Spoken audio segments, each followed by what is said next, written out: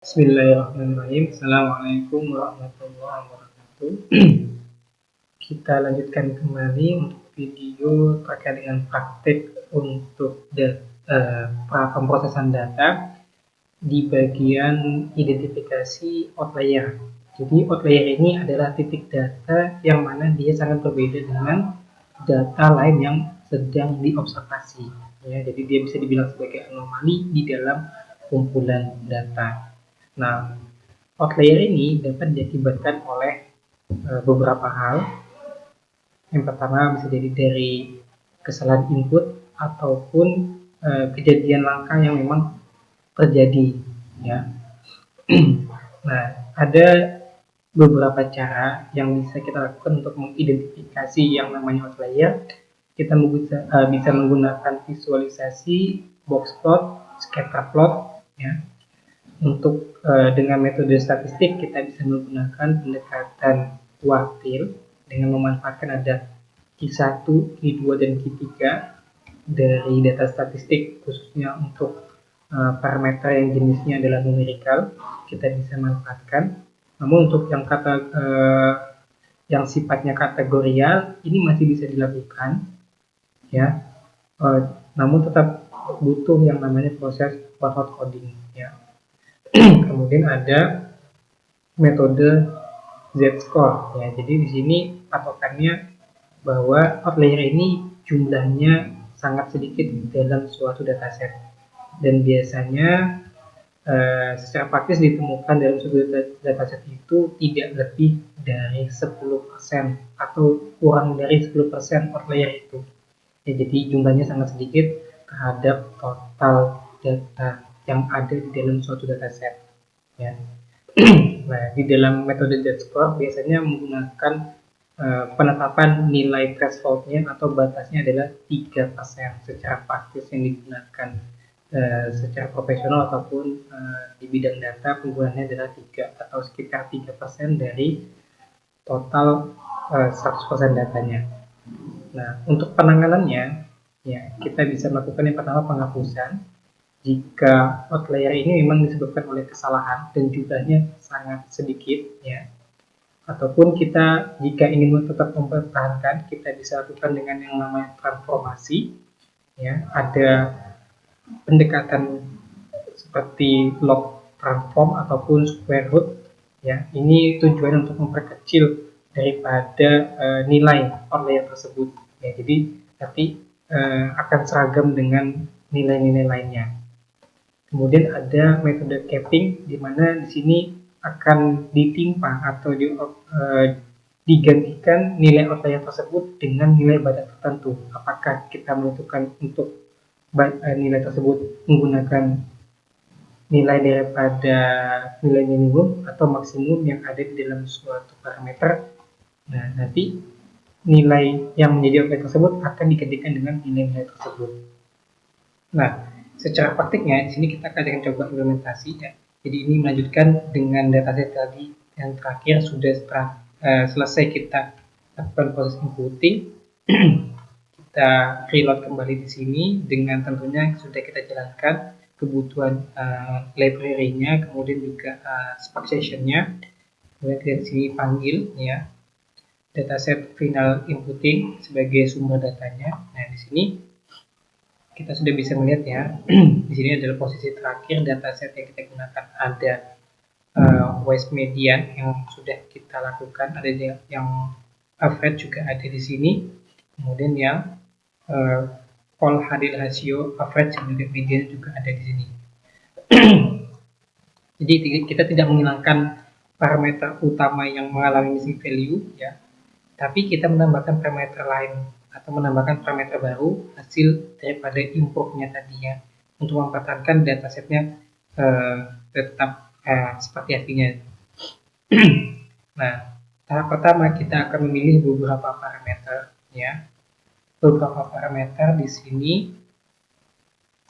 yang sifatnya bentuknya adalah numerical, ya. Apakah itu integer, floating, dan juga double, ya. Di sini berdasarkan data set kita akan mencari parameter tersebut, ya, dengan sintak kurang lebih seperti ini, ya.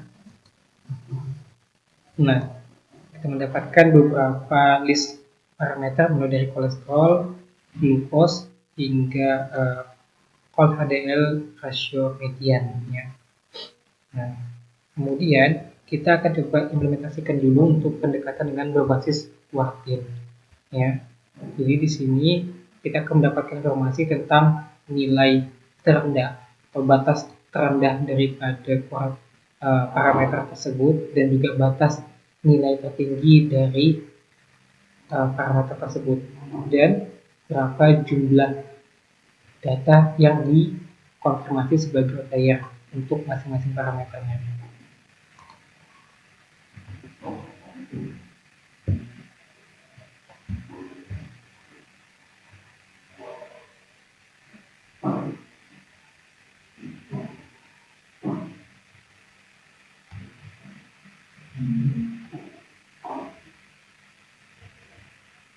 Nah, di sini kita sudah mendapatkan untuk keseluruhan hasil daripada checking untuk masing-masing parameter menggunakan kuartil. Yang di sini kita lihat ada kolesterol dengan identifikasi sebanyak 15 outlier, kemudian ada glukos di sini cukup besar ya, ada 51.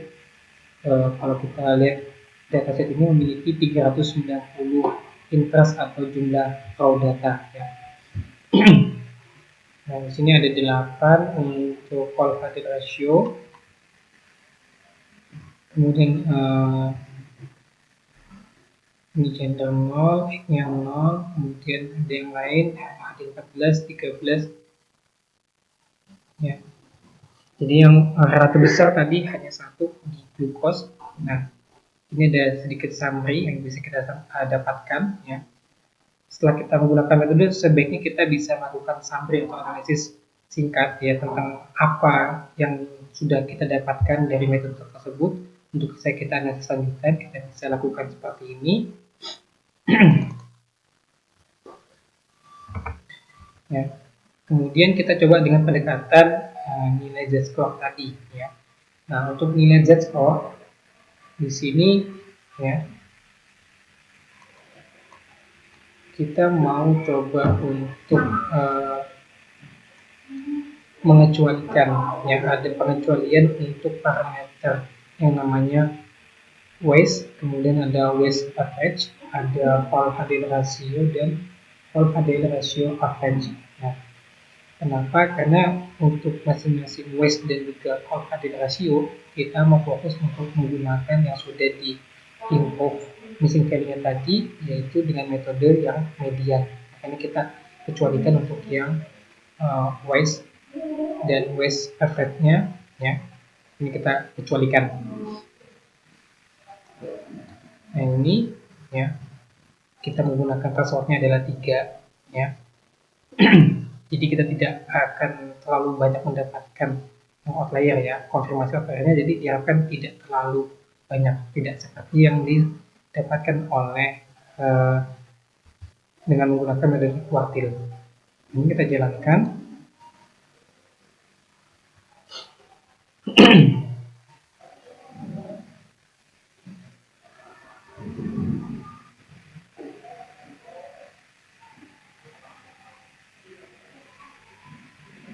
Oke, di sini ya kita sudah berhasil menyelesaikan untuk yang pendekatan Z-score ya. Kita bisa menemukan perbedaan bahwa tadi untuk kolesterol sekitar 15, namun di metode Z-score ini kita mendapatkan 4 ya. Sedangkan tadi yang glukosa yang sangat mencolok 51, sedangkan dengan menggunakan Z-score ini kita mendapatkan sekitar 12 outlier saja ya yang terkonfirmasi. Begitu juga untuk yang parameter-parameter lain. Nah, selanjutnya kita akan menggunakan bentuk penanganan outlier dengan metode log transforms ya. Jadi kita akan mencoba memperkecil rasio nilai ya, jika nanti relatif sama untuk semua basis data pada suatu parameter. Kenapa kita tidak menggunakan capping ya? Capping di sini kalau misalkan kita memiliki jumlah outlier yang signifikan atau besar, ketika kita menentukan untuk digunakan nilai atas atau nilai batas atas ataupun nilai batas bawah berdasarkan kuartal tadi, ya ini tentunya akan mempengaruhi daripada distribusi data. Ya kalau nanti kita lihat menggunakan grafik distribusi itu akan nampak kelihatan ada data yang menumpuk secara signifikan dan itu posisinya ada di depan atau di belakang.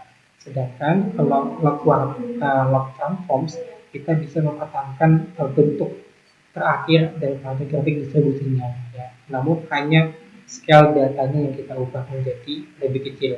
Gitu. Nah ini ya kita pilih dulu kolom-kolomnya yang akan kita gunakan untuk diterapkan log transform. Ya, di sini kita membutuhkan function daripada SQL Spark SQL yaitu log1p ya. Nah, di sini pun kita nanti tidak langsung replace parameter yang ada, tapi kita membuat tambahan kolom baru. Ya. Jadi di sini nanti kita lihat ya. Nah di sini ini adalah parameter yang asli ya, jumlah parameter yang asli dari dataset terakhir posisinya yang sudah kita plot tadi di awal. Nah yang di sini adalah dengan tanda log1p ya, ini adalah parameter baru yang sudah dilakukan metode log transforms ya. Di sini kita lihat bahwa hasilnya relatif dengan bentuk bilangan plot seperti ini ya. Oke. Nah selanjutnya kita juga bisa melihat bagaimana dampak penerapan daripada metode log transform tersebut untuk difokuskan pada parameter yang baru dibuat tadi saja ya, karena yang tadi adalah hasil daripada implementasi log transformnya. Kita fokuskan ke sana, jadi ini sama kurang lebih, namun parameternya saja kita ubah di sini. Thresholdnya juga sama 3. Nah, kita akan lihat dampaknya seperti apa, apakah signifikan turun ataukah bisa habis ya.